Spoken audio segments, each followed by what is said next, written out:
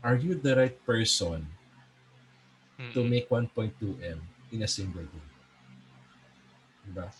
Hindi porket malaking panalo yan, para sa'yo na yan.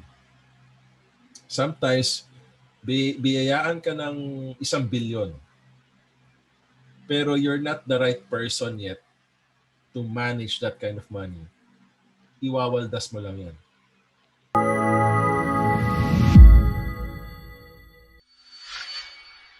Okay, presentation ko for tonight would be it's more on intangibles. We're gonna talk about intangibles tonight. So there was one moment, I think it was December 17, I achieved for the first time as okay day change. Okay, so right now so yeah, what was going through my mind that time? So basically, hindi ako halos makahinga. And ang dami kong iniisip. Okay, so I was not mentally prepared. Okay, so first I want to show you ano yung positions ko. So actually this whole December I traded less than 10 stocks. 10 times actually. So umiikot lang talaga sa mga alphas. So yung mga super alphas na nasakyan ko would be ABA, Apple, and PHA. Okay, and I traded it heavily. So at the peak of the prices for all of these stocks, I would have earned I think 1.18. Kaso hindi kasama dito yung dito, which malaki rin pala yung galaw in hindsight. Kaso hindi ko na na-adjust eh. So this would have been much higher actually. Um, Also kasi I'm quite bullish in the past in this yung last month na trading month natin. The first 2 weeks of December, I traded nothing. So, zero trades. Tapos yung third week, I only traded these basura plays. Okay, so in hindsight, no, so like a day change is not a realized gain. Okay, let it sink in. So hindi yun yung kinita ko. Okay. So well actually kinita ko more or less nasa 700 kasi kung kasama sila dito. But yung nangyari na yun, ang laki ng slippage ko. Okay, yun nga yung sinasabi ko, it should have been much higher. Okay, so a lot of the trades that happened, kasi hindi ako sobrang likot. Okay, so yung PHA for example, I wasn't able to sell it properly. But may backstory kasi yan. Kaya hindi ko talaga siya nabenta. But nothing I can do with it kasi it was work issue. Okay, Ito mo na. tapos ayun. So nothing I could have done with that. Kaso kumbaga it was like plus 4 almost plus 300k na naging plus 25k na lang. So thankful pa rin ako na fair trade ko siya. Okay, ang pinaka sayang sa akin would have been ABA. Kasi ABA, I got really greedy and I stopped following my trade plan. Yun, doon naging semi-attached ako sa stock na to. Kasi I held it for a little longer than what I should have been holding. I held it for around 32 days. Which I shouldn't have done. Kasi nag-TP1 siya. Ang bias ko, dapat hanggang 0.7 pullback, benta na, trail stop. Kaso hindi ko sinundan. So, doon ako nagkamali. The other two, APL and Dito, I sold quite alright based on TP objectives. Well, sayang si Dito, diba? Knowing what happened. And finally, meron akong isang bad trade na hindi ko binitawan for a long time, which was Converge. Kaso it was dragging me down. But at the same time kasi kahit meron akong minus 100,000 peso loss sa Converge, net gain pa rin ako. So hindi ko siya binebenta. Tapos inaantay ko siya pull back konti, then ibebenta ko siya kahit talo. Parang I was hoping. Okay, so yun nga, kasi nga, as long as I didn't sell, syempre hindi pa rin realized yung loss. Yun yung opposite nung realized gain. Kaya sinama ko lang siya. So what were the emotions that were running through my mind? So, right, like ako kasi personally, hindi ko hilig makita yung mga sobrang magalaw na stocks. Whenever I see yung mga super momentum, yung mga plus 7% and higher, nai-irritate na ako, na-anxious na ako sobra. I prefer to see, kunyari, everyday 5% ka lang. O sige, 5%, 5%. Or kahit wala masyadong galaw, okay ako dun. Okay, but whenever I see na gumagalaw na siya, hindi ako mapakali. Okay, so nasisira pa rin yung trade plans ko minsan. And given yung who would have thought na kung nananalo ka na, mahirap pa rin pala sa psyche mo. No, so during that time tinetext ko, I'm pretty sure it was Jimmy and si Herbs. So itong dalawa. Text ako ng text, hindi ako makahinga. Ganun. So parang kasi I think I wasn't mentally there na parang yung ito na yung day change mo at the moment, ganun. So nawala yung objectivity ko sa game. But afterwards, syempre, so nag-reflect ako. So yun nga, so I made a trading rule na whenever these things are starting to come up, yung mga emotional trades, just sell it. Okay, so stop looking at the technicals na or peso or whatever. Just get rid of it muna and then reflect ka na lang.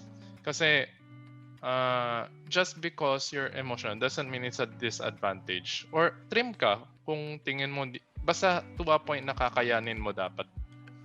Yun yung naging parang conclusion ko sa sarili. Okay, after so basically key takeaways from this month would have been, it's very easy to buy like heavily on stocks with high volume kasi this month, yun nga, I didn't trade for the first 2 weeks. So sa third week, net zero pa rin ako. So parang nung nakikita ko ng gumagalaw, sabi ko, okay, let's try to play heavily. So I wanted to trade higher volume as well. So normally I'll trade, most of those trades I traded to, so I doubled my allocation. Also, it's important to have yung upper hand talaga if you're a swing trader or a tight trail stop if you're momentum. Kaso you shouldn't mix it around kasi for example, ABA, swing position ako, kaso nung nagmo-momentum na, hindi ko nag-add ako sa momentum. Nag-add kasi ako nun eh. So I should have hindi ko na yung chart. So basically, I had a swing position and a momentum position for ABA. So breakout buy and support buy. Kaso nung nagfo-fall na siya, hindi ko in-adjust yung mga trades, yung trade strategy ko. Ayun. So thirdly would be cash is a position. So kapag meron kang bad trade or laggards, you should just sell it. Kasi yung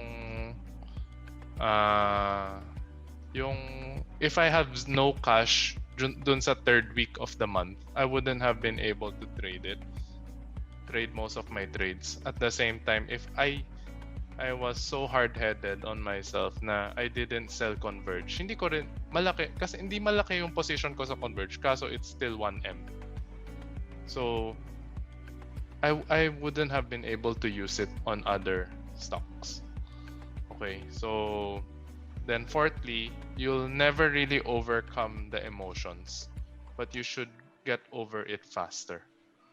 Okay, so that one naman, I'd say pep talk ko lang sa sarili yan, but like the easiest way talaga is you talk to someone.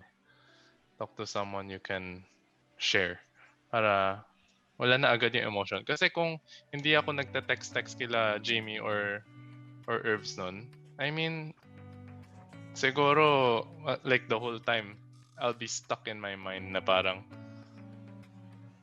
yeah, parang hindi ko alam ano gagawin ko. Ganun. Then afterwards, ano yun, so next one would be I needed to make 200k gains per trade my new normal. Kasi I believe in milestones. Okay, I still remember the time na nagka first 6-digit win ako. And kinukulit ko yan sila Irvs. Yan sila Patrick Evan. Kinukulit ko. Parang hindi makulit. Parang sinashare ko yung milestones. Until such time na whenever I earn 100k, parang, oh, it's nothing. Okay, and now parang yung 200k, it's a big deal na naman. Okay, so that's also why I was telling like sila Jimmy, port, mag-add ka na ng port kasi new milestone na naman yan ng new milestone eh. If you want to wait until such time na comfortable ka na sa level mo, it will take so long. Siguro, hindi naman kailangan sobrang madaliin, but like, not too slow, not too fast, ganun. So for me right now, I needed to make my normal na wala akong mararamdaman. Kasi at the moment, yun nga, masyadong nagiging emotional. So what more kung lumaki pa, 'di ba? Ayun, so finally, yung pinaka-aha moment ko this month was how I can achieve yung QYM for 2021 based on what happened this month. Was that, for example, if I allocate peso allocation, and yung comfortable wins ko is usually 15 to 20% gain per trade, I can easily get on that trade. No, so if I only churn it 2 to 3 times per month, I can easily hit the QYM level. Kasi to hit QYM, you only need to earn 15% per month on your portfolio for 10 months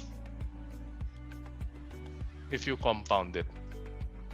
So yun yung pinaka parang naging ano ko. So I'm already, parang naging aha moment ko is, oh, I'm already in my normal 15 to 20% wins per trade. So I only need to scale it right now. So the strategy is already working. I only need to scale it and repeat it a couple more times per month to hit my quota, and then scale it again and again and again. Kasi nga, it needs to compound. If not, magiging mahirap. Kasi kung hindi ka mag-i-scale, yung 15 to 20% kailangan maging 20 to 25%. Ganun. So yun yung parang naging realization. Ayun, and that's all. O bago ano, bigyan natin ng isang bagsak si Papa P. In 3, 2, 1, go. Diba? So guys, kung kaya ni Philson, kaya nyo rin. Okay? Kaya nyo rin bata. Okay? So, yun lang. O sige, Maps, go. Love you, Irvs. So, the question, let's say if you consistently win, when do you change your ano na? You know, parang, alam mo parang 15 to 20%, pero you have to increase your allocation na. You have to change your port number. Yun gets mo? Parang, when do you reset everything again? Monthly or... What do you mean reset? But let's say, nag-start ka ng 3M. By, let's say, after 1 to 2 months, yung 3M mo, after 20%, naging, let's say, 4M na. So kailangan mag-reset. It's like, oh, now I have to increase my VAR na, I have to change my things, I have to increase my VAR, I have to increase my allocation percentage, thus I have to change a lot of things. Gets mo? Like, do you do it every week or do you do it monthly? Let's say if you're doing it consistently. Ako kasi, I review my journal almost every day. Tapos, I look at the macro point of view of it, month over month and quarter over quarter. Okay, so yung performance ko quarter per quarter matters the most. Kasi yun yung mas clear yung picture.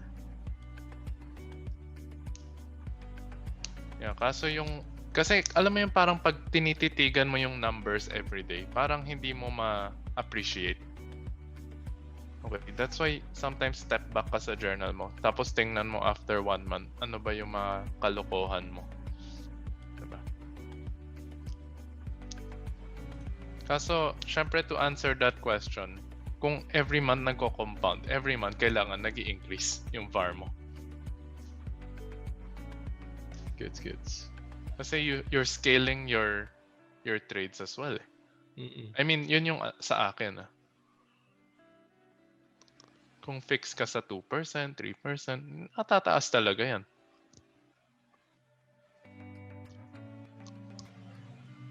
Alright, thank you.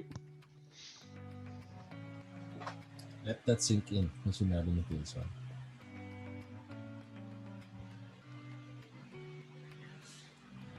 Ers, pwede ako mag-comment? Go. Then let me know then if similar. Actually, ang style ko, I just realized now, is very similar din kay Philson. So luckily, I achieved similar percent kay Philson, pero syempre at a fraction of a port. So iba yung weight and the amount of pressure. But the difference lang what I did, although nag-scale up na yung port, instead of increasing my allocation, what I did is instead of, for example, 200k trades, I can go up to 4 or 5 200k trades per time with the same percentage gain. So what I told myself, yung purpose ko lang for doing that is to rack up more wins. And then ano yata kasi yun if you do the math, mas malaki pa rin yung fewer trades. Let's say for example, instead of doing 5 trades, gawin ko lang yung 2 trades, mas malaki pa rin yung percentage gain. However, yung caution ko doon, why? Kasi ako naman, I review my trades talaga every day. Sobrang diligent ako dyan. May ano kasi yan there's may effect kasi yung certain coming from a smaller part and then you saw it grow and then allocating heavy.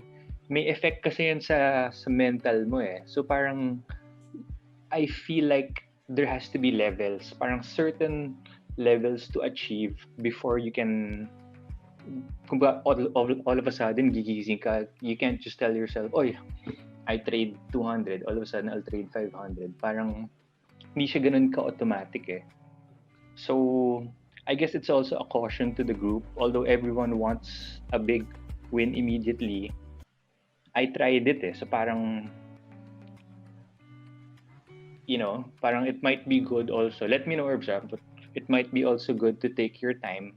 Pero syempre, at some point, wake up from reality, di ba? Everybody you need more. So yun lang, just to add on to Philson's presentation, kasi I can relate. So na-appreciate ko yan. Yung logic niya. Ayan lang. Bigyan natin isang bagsak si Adjo. 3, 2, 1. Actually, maganda yung sinabi ni Adjo na may levels talaga yan. There will be levels, no?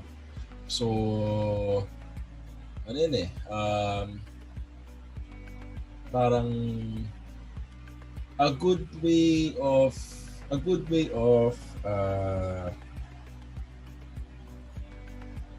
explaining it, parang ano yun sino dito yung naglalaro ng Dota or any RPG games?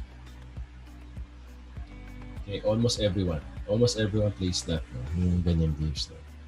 Mas simula talaga, kumaga to level up from level 1 to level 2, mabilis lang. Level 2 to level 3, mabilis lang. Pero yung from level 3 to level 100, jump ka kagad doon. Medyo mahirap yun. Medyo mahirap na lockdown yun. So, yung sinasabi ni Aljo na medyo mahirap siyang i-gauge dun sa psyche mo. Totoo yun. Kasi we're talking about big amounts of money. And sometimes you have to accept the fact na there are certain things na hindi pa talaga para sa'yo. Let's say, for example, baka yung kinita ni Philson for one day, for the month of December, yung hindi pa talaga siya ready for that kind of game. Pwede kasing ganun yun eh. Kasi yung sinasabi ni Phil na hindi siya makahinga. Kumbaga, the profit, kung titingnan mo on paper, ay putya, ayos to si Papa Pia, kumita na 1.2M. Pero you have to ask yourself this question. Are you the right person to make 1.2M in a single game? Diba? Hindi porket malaking panalo yan, para sa'yo na yan. Sometimes, biyayaan ka ng 1 billion, pero you're not the right person yet to manage that kind of money. Iwawaldas mo lang yan. Okay? Baka mawala pa yan sa'yo. A good example of this is yung mga lottery winners, yung mga nananalo sa mga super lotto. Yung, kung mapapansin mo, most of the winners, mga marginalized people yan. Tapos biglang kumita ng 100M. Tapos in just 2 years na ubos. Balik sila dun sa dati. Kasi yung financial thermostat nila ay hindi pa na nila kaya yung 100M. Pang 100,000 lang pala yung kaya nila. So, dito papasok yung being the right person at the right place at the right time. And those are levels. And for you to increase your potential earning income, you have to increase your financial thermostat. Ano ibig sabihin ng financial thermostat? Ito yung pera na kaya mong i-manage right now. Kuwari na sa phase ka ng buhay mo na hanggang 2 million lang yung kaya mong i-manage. You have to accept that fact and that reality. Pero alam natin na hindi ka pwede ma-stuck sa ganyang financial thermostat. You have to make yourself uncomfortable to the point na tataasan mo yung level mo. And a good way to gauge your financial thermostat is this. Magkano ba yung laman ng bank account mo? That's a good way to know your financial thermostat. Kung magkano yung laman ng pera mo sa bangko. That's a good way to gauge your financial thermostat.